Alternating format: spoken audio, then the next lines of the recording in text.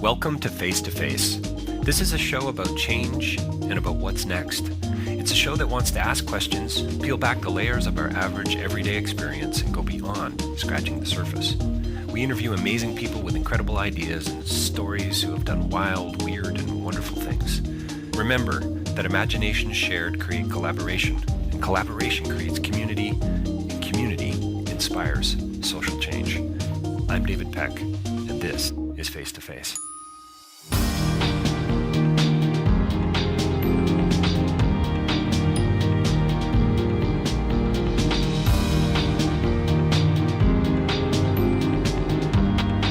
Well, welcome to Face, and we've got a very special guest here today, I'm calling all the way from Toronto, but she's sitting looking like she just is going out for dinner tonight in Sierra Leone. Our guest today is Taan Mackie. Thanks so much for joining us today.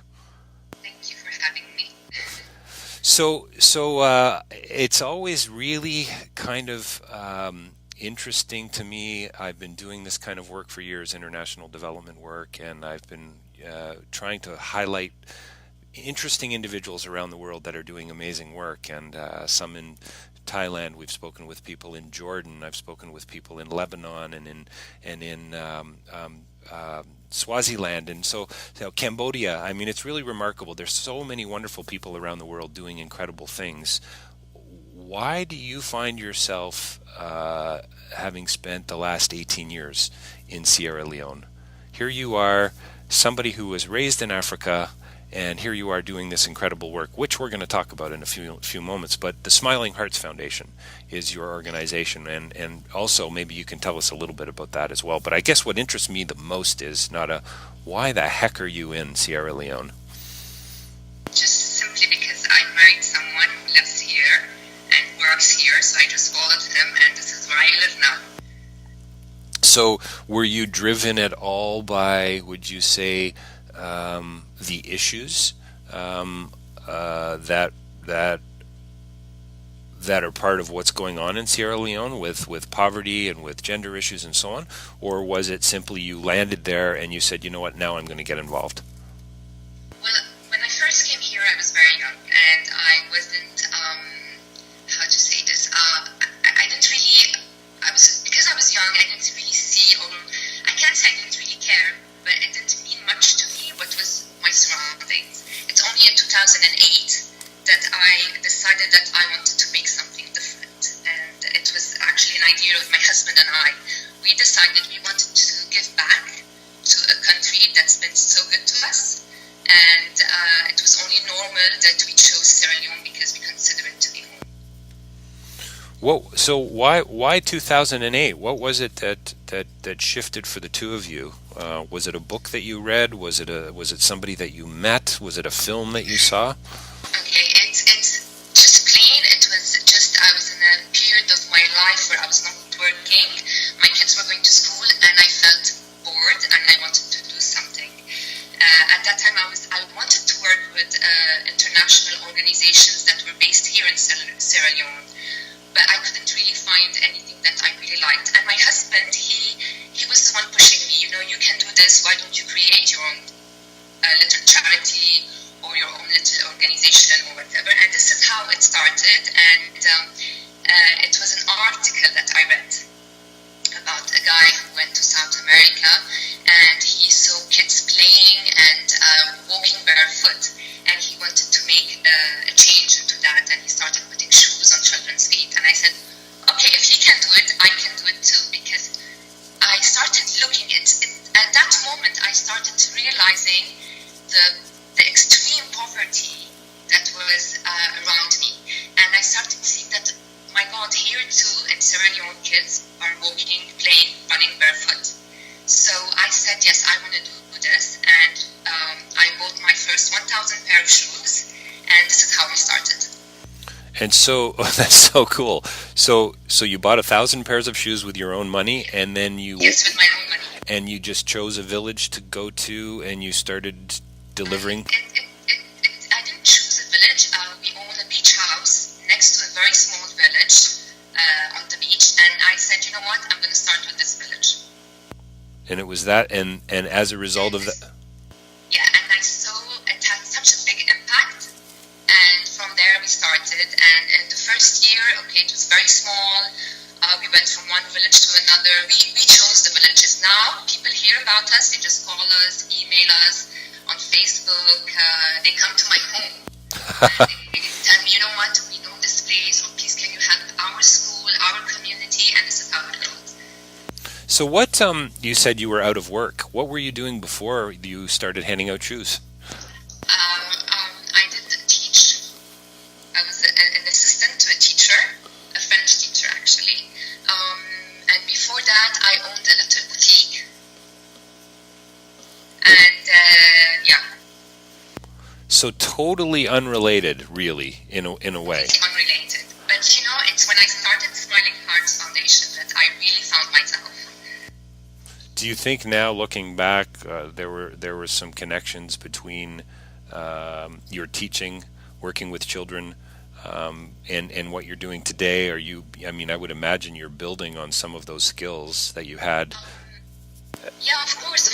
I love being with kids. I have 4 kids of my own. So I think I do a pretty good job with children. And I think that helped me as well, being a teacher. But you know, David, I really regret that. I think that I wasted so much time. I wish I had started before. But anyway, it's never too late.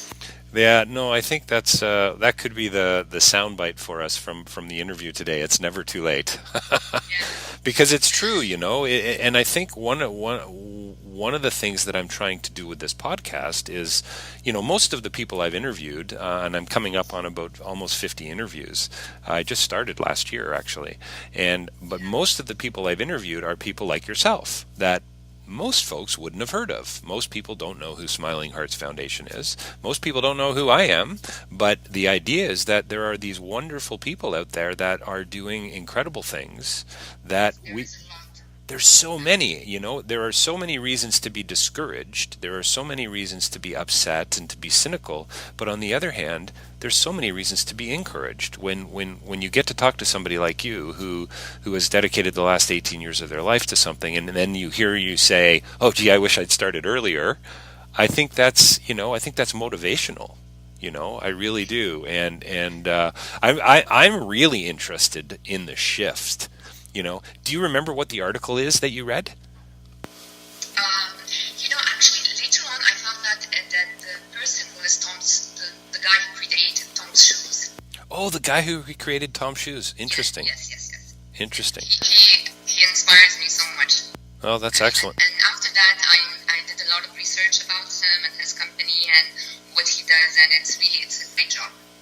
And I make sure I every time I get out to Sierra Leone, I do buy a lot of his shoes for me and my kids. Oh, is that right? Whenever you buy one pair of shoes, one goes for a child in need. Right. So tell me a little bit about your past. You've called yourself did you say an African through and through? Is that what you said? But yes, I'm a pure African girl because I've lived all my life in Africa. I was born here in Dakar, Senegal, and my dad and my mom lived in Nigeria. So I went to school there, I was raised there, my friends were there, my family was there. And then I met on a holiday my husband in Lebanon, and he was living here in Sierra Leone, and this is how I came to Freetown. It's amazing, how when you look back and you look at the way things sort of fall into place, it doesn't always make sense at the time. But sitting here now, looking back 18 years later, I guess with 4 kids, doing Smiling Hearts Foundation, and calling yourself, you know, African through and through. I mean, it kind of makes sense. It all connects. It all falls into place. Yeah. How so you started handing out shoes. How have things developed since then for the foundation? Okay. So we started with shoes, and then when you go there to the village or to the orphanages or to the schools, you hear a lot of stories from the kids. And starting with the shoes, I have 3 different projects that were all inspired by the children that I used to meet. So we have the shoe project, we have the one backpack per child, and we have food for families. And of course, one of the biggest issues here, and countries is food. Children sometimes go for 2 to 3 days without food. So now whenever I go to do any of my programs, I make sure that we give a fresh, hot meal to every child. Do you have so you say that you were the three other projects that you're doing now were inspired by the children. By the children, by talking to the children. So you spent time in the villages. You got to find out basically what the needs actually really were. Is that sort of what you're suggesting? Well, when we go there and we put shoes on children's feet, it's not we sit there, we talk to them, we play with them, we all sing together. They tell me stories. In the beginning, they're a bit scared because in most villages I've been to, they've never seen a white woman. Right. So, yeah. And I go to very remote areas and really they have never seen, so they start playing with my hair or touching me. So I need to make them feel comfortable. So we start by playing, we start by singing, and then we put shoes on their feet, and then after that we give them a meal. So while they're eating, I'm sitting there listening. Some of the kids are a bit reluctant to share, or they're a bit reluctant to come, and it's very difficult. They build this barrier around them, and it's normal because they've never seen someone coming just to give them something for free. They always think, oh, she wants something maybe in return. So it's kind of hard, but I've really learned so much from these children, and everything that I'm doing, it's inspired by them. Have you been able to connect with other organizations, partner with other organizations that are doing similar work from a fundraising perspective or from a project perspective, or have you found that difficult? We do from projects. I've been working lately, especially this year, with a lot of little local organizations. They call me up and they say, listen, we have schools, we teach those kids, but most of them don't have a backpack, or they don't have shoes, or if you can please come and help. So this is where we come in. What about how are you getting the word on the street? Do you have people back in Lebanon or in Senegal that are supporting you? Are you doing local fundraising events? Is that mostly what you're doing? We do once a year. I do once a year here in Sierra Leone. I do an event, a fundraising event. It's we create like a fun fair, kind of a fun fair, for children to come and play and spend their money. Their families, they come, and all the money collected, they go to the poor kids, to the poor children, the children that are in need. That's the only event I do because it takes a lot of time to prepare. And living here in Sierra Leone, you don't find everything, so you have to do everything and build everything and put everything in with your own hands. What about for your own organization though? As far as your own wages go, is it just you and your husband, or do you have other people that are working with you? No, my husband is just the person supporting me. Oh, I see. Okay. No. This is I do the work. I have a lot of volunteers. When I started this, I decided that I don't want to have anybody working that's paid, because every single dollar I get goes directly to the children. That's my main issue. So mostly it's volunteers. So when you say, Nada, that the money goes to the children, do you mean it goes to the children through backpacks, through shoes? Backpacks, food, shoes. Like this in the summer, we've helped a school build bathrooms. Oh, I see. Okay. Yeah, anything. We have a lot of kids. There's a new school now. They want to try to build it. So they called us if we can help in maybe painting the school or offering them some tables and chairs. This is how the money goes. Right. So I do not employ anybody. Right. So very, very practical stuff, obviously. Yes, and even the office is at home. Right. Right. My storage, it's at home. Everything is I try as much as I can not to have to pay salaries or rent. Right. To keep the keep costs down as much as you possibly can. Yeah. Yes. What do you think? What do you think some of the greatest needs are in that country? I mean, you can go on Wikipedia and you can look at, the poverty rates, and I mean, I spend a lot of time, or have spent a lot of time working in Southeast Asia, Cambodia, Vietnam, and so on, and the poverty there is extreme, to be sure. A couple of years ago, I was in Nigeria, and Burkina Faso, and Ghana, and seeing the extreme poverty there, it's heartbreaking. And I know how connected all of these issues are. And I just wonder, for somebody who's been working in the country for so many years, is it clean water? Is it really about food security? Is it about education? I mean, what do you think the really fundamental issues are for sorting through some of these things? Honestly, you can't say that there's only one thing. Everything. Yes. Everything is an issue. You can start It's with good. security. Most of these kids, it's like you can picture it. It's every child in these countries that you've mentioned, and in Sierra Leone, it's a struggle for them to live.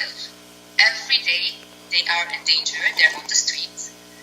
Sometimes they have nobody to take care of them. I've met kids, they sleep in the cemetery. Wow.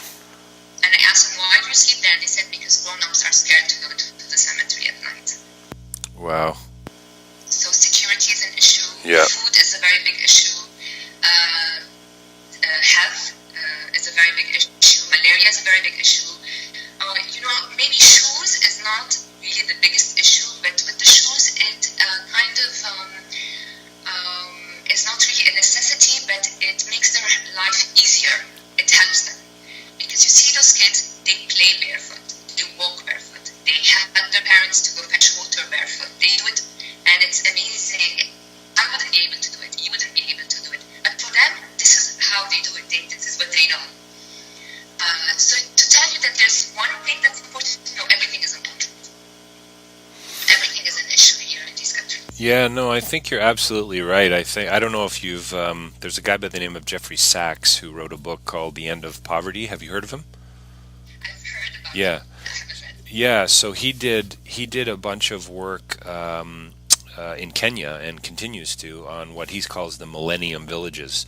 And these are villages that he claims that he felt that if we could somehow create this closed system where we provided clean water, we provided education, we provide health care, we provide everything that he felt was connected to issues surrounding extreme poverty, he felt that the local villagers would be able to prop themselves up and say, we can raise ourselves now out of extreme poverty. And what they're finding is, in some cases, that they forgot about other issues.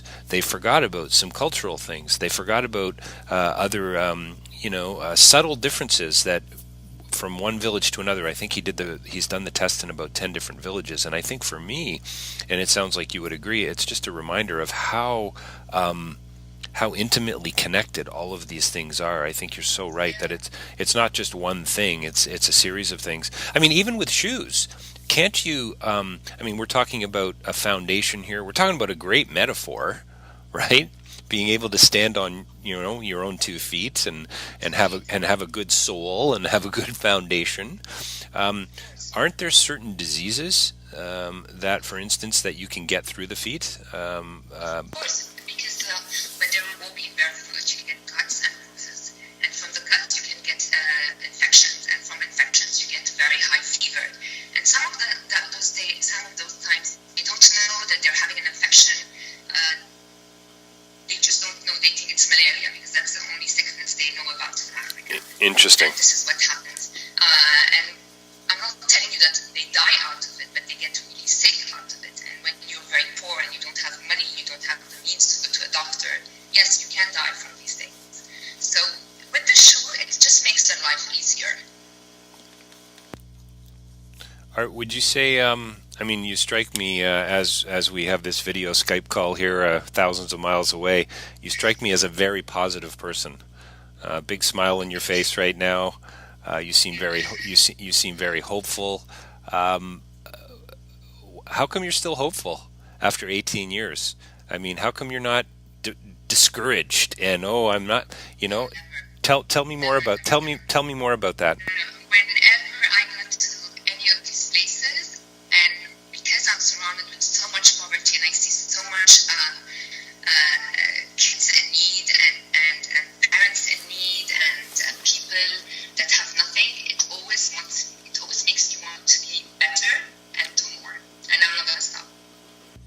Do you see Smiling Hearts Foundation growing into anything else? Do you see it growing into something bigger?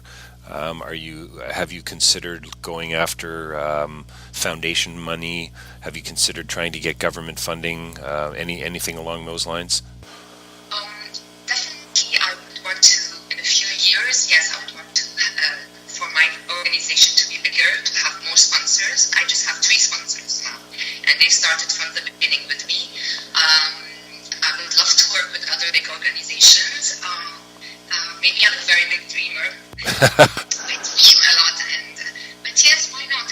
Anything is possible. And as long as I can and I have the power and the means to do it, I'm just going to go and grow more and more and more.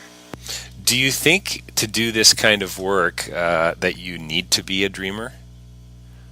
Not really. Well, do I need to be a dreamer? Like I sometimes think I have these crazy ideas about how we're going I have a lot of crazy ideas. Yes. I do have, but they're not ideas that you can't do. You can do them. You need to wait for the right time. I never thought that, and I would be sitting here and talking with someone who's in Canada about my organization, for example. Now I have people calling me for interviews and newspapers or magazines, or even I've done 2 interviews in Lebanon. When I started this, I never thought that this is going to happen. So yes, why not? I'm going to dream big, and yes, if I can, I'm going to try and realize every single one of these things. Do you think? I think that's wonderful, and I think that's where we need to be. My wife Elizabeth is the really positive one in our family, and my 2 kids are very positive, and I can be quite positive too, but I tend to be. I'm an academic. I tend to be a little more negative, a little more cynical, a little more realistic, I suppose.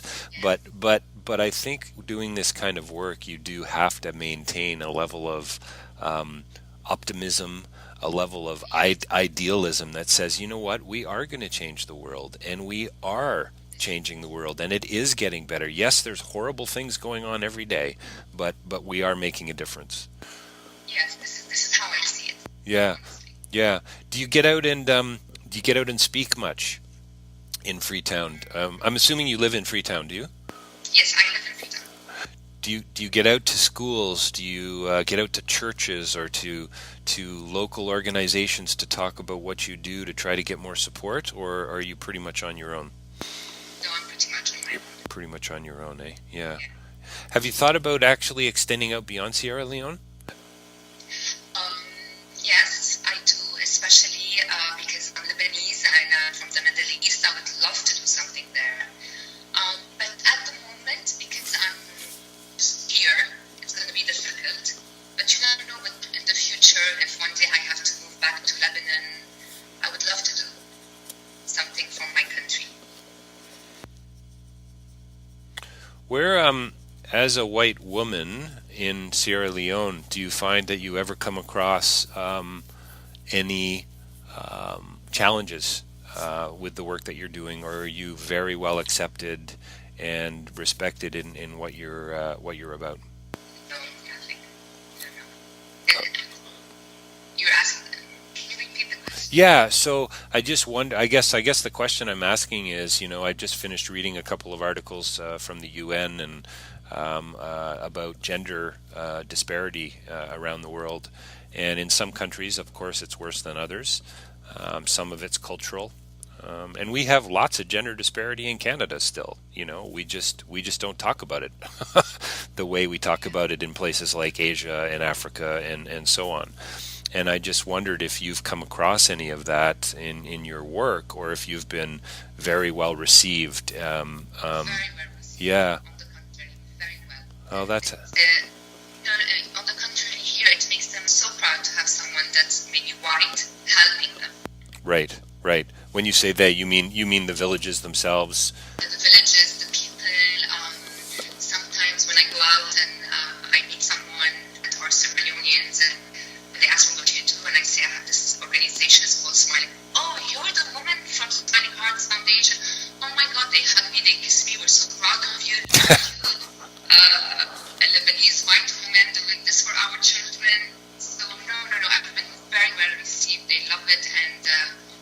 of the skin is not an issue. Have you ever had any? I would imagine it's a silly question, but very meaningful conversations with people about why you do what you do. I mean, I used to work for the Royal Bank of Canada. I had a job as an electrician. I was making, a lot of money, and I decided to quit that to go back to school, and I got into international development. And I remember people thinking, what are you doing? You're in your 30s. You're quitting a great job. You've got kids maybe on the way. Why would you do that? Like, people were stunned that I would shift my career like this and go into something that was so, I guess, uncertain. Yeah, no, I did a lot in the beginning. I was criticized a lot. Some people thought that it was a waste of time. It was going nowhere. They didn't see the need to put shoes on children's feet. But you know what? Those criticism made me stronger and made me the person I am today. And on the contrary, I love it when someone criticizes my work because it makes me want to be better. That's so funny. I love it. That's a great quote. I love it when somebody criticizes my work.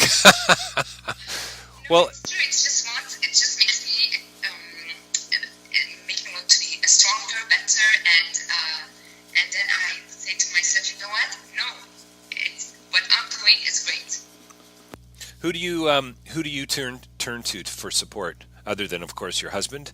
Do you have a group? Do you have a small group of friends? Do you have amazing friends? Yeah. Everybody here in Sierra Leone. If we had to name them all, it's day till tomorrow maybe. Great. Especially when I need to do fundraising events, everybody is there to help. Whenever I need anything, if I need money or donations, or because sometimes I ask donations for toys, canned food, blankets, whatever they can give me, and just people have been so amazing with that. That's excellent. And would those be nationals as well, or as expat workers? Like, are everybody you're saying basically? People from different backgrounds, from different countries, from different communities, even Sierra Leoneans, everybody helps. Oh, that's So it's really nice with people when you live in Africa, especially when it's a small community, it's a small capital, it's a small country. And I mean, the Freetown is a small city, so everybody knows everybody, and when you just need help, everybody's there. Yeah, that's amazing. I know that I've done a lot of work in, like I say, in Cambodia, and I find that Cambodians are lovely, amazing, wonderful people, and I love them dearly, but I don't see them as being always the most generous towards other Cambodians, and sometimes I think it has to do with a Buddhist kind of karma-like ethic, and so. And even the national organizations I work with, they get frustrated with their, friends and family and brothers and sisters who don't want to come alongside projects and say, we're going to help, we're going to help as well. So it's great to hear that Sierra Leoneans are also getting involved and are a generous group of people. That's amazing. It's wonderful, because I think I'm very lucky. I'm very lucky to have an amazing group of friends, families, and just people I know around me that are always there to help. so. You've got the support mechanisms in place. Yes. Yeah, yeah. So do you think that? What do you think about this idea of white people helping Africans versus Africans helping themselves? Does that make sense? Tricky. That Figure it out in my mind, but I couldn't. Well, right now it's really interesting. Just in the last week, Canada announced that all of our economic diplomacy, they're calling it, in other words, our foreign policy, our conservative government is now directing our foreign aid and money is going to be directed towards places and countries that will ultimately benefit us, that will ultimately benefit Canada. And one of the reasons for that, I think, is because they're suggesting that it's going to be through trade and not aid that a continent like Africa is going to raise themselves out of extreme poverty, and So they're gaining something out. of course, exactly. So I'm actually today I've written an opinion editorial that I'm sending to one of the newspapers to criticize my Canadian government for this decision that they've made, because I think it's I think it's wrong. I think But it's, this is life. but it is life. This is life, I guess. This is life. Maybe they are right. I don't know. But this is life. This is how life goes. This is how most of the people are. So, can you really criticize them? I don't know. Yeah, I know. I hear what you're saying. I guess I feel as if we get enough people around saying, hang, and it's not just to criticize for the sake of it. It's to say maybe we should think about doing this a little bit differently. I guess that's what I'm hoping. As an academic, I want to raise questions about things that are happening, that are occurring. So I guess back to the question, our country is saying, well, you know what? We don't need to necessarily help Africa like we used to. Let Africa help themselves. Let it happen from the inside out. Does that make sense? Okay, so She, you're on radio. You're on a radio. She's shaking her head, folks. Nada is smiling, big smile, and she's shaking her head. I'm not asking the question very well. No, that's okay. No worries. I think you've kind of in a way answered it because of the work that you do. I think there's I think personally it's a combination of things.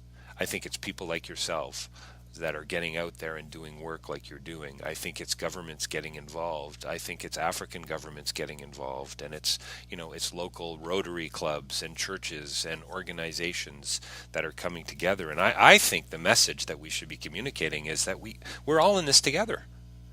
We're, of we're, course, we're all in this we're together. If we could try to find a way to all of us put our hands together, especially all the little organization, they each do little work, then maybe if we're all together, we can do something very big. something very big. And I think that's your comment earlier about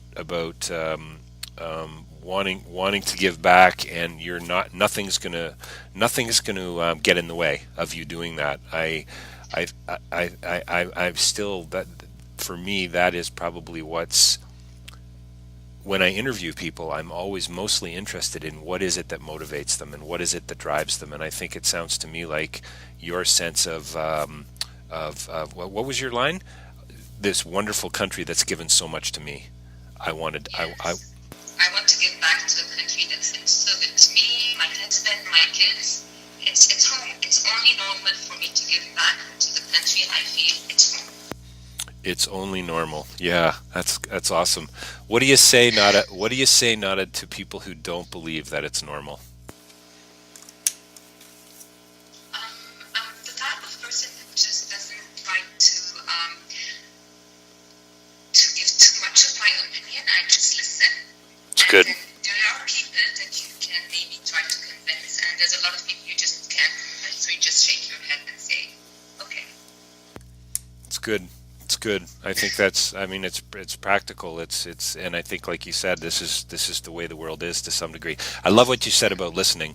Having spent quite a few years working in development, I think one of the things that white development workers particularly don't do is listen very well. Yeah, we need to, and I'm not saying that about you. I'm just saying that in general that we need to sit down and stop talking And just listen. and just listen. What are the problems? What is it that we can do? How can we come alongside? Hey, listen, we're almost out of time and going to wrap up shortly. And again, thank you so much for spending time with me today. Where do you see the Smiling Hearts Foundation going in the next few years? Where is it going in the next few years? Definitely, I'm going to continue what I'm doing. I'm going to give more shoes, more backpacks. I'm going to try and help more schools, building maybe something big in the future. I don't know. I have a lot of projects in mind, but definitely they need a lot of funding. So with time, I don't want to rush into anything. I know everything when it's done slowly, but surely I'll get there. Tell us. I'm just looking here now. So it's smilingheartsfoundation.org. That's smiling, SMILING. And now I know why you've called it the Smiling Hearts, by the way. You've got a beautiful smile. Hearts, H. But you know, the name comes because whenever you give any child, Yes, kids, give them a gift, yes, give them something, and yeah. you see the most beautiful smile on their It's face. so, Where the name came from. it's so true. Smiling Hearts, as it sounds, Foundation, as it sounds, untitled.org. Check out their website. There's a blog there. There's news articles, some media stuff. It will tell you a little bit about the history. There's a FAQ page. I'm gonna just tell you a really quick story here because of what you mentioned about the smile. I was doing some work in Mongolia a few years ago, and it's a pretty difficult place. It's a harsh climate, very cold, and I found that most of the Mongolians I met never smiled. And I was out for dinner with a group of people, and a couple people from a large NGO and a couple local expat workers from New Zealand. And I was going to leave a tip for dinner. I'm a Canadian, I want a tip, and this one person said, no, you shouldn't leave a tip, that's not a part of the culture here. So I asked one of the Mongolian men who worked for this nonprofit organization if it would be okay. Would I be, oh yeah, David, that's terrific. In fact, why don't you just go over there and actually hand the tip to the young woman who was serving us? And we were in some, I don't know, it was an Italian restaurant in Ulaanbaatar. And this woman just looked miserable. And that, she just didn't look like she was having a good time at all. And I went up and I think it was $2 I can't remember, or it was the equivalent of $2. And so remember, I've just had this conversation where one guy told me not to tip don't tip because that's not a part of the culture. And he was from New Zealand. And then the local Mongolian said, no, it's not really a part of the culture, but you know what? It's a nice thank you. It's a nice gesture. I go up to her. I handed her the $2 bills or whatever it was. You should have seen the smile that appeared on her face. And I just got a shiver telling you that story because I can see her face right there, and I will never forget. That's an older woman, so. Yes, yeah. Give me a gift now, and I'll have the biggest smile for you. Well, it's something about grace, something about generosity there that I think that's really, really incredible. Nada, listen, thank you so much for the work that you're doing, and thank you for taking some time to chat with me today, folks. It's an honor and a pleasure to meet you and to be on this. Yeah, and maybe we can chat again. But folks, check it out face to face. It'll be on iTunes in the next few weeks.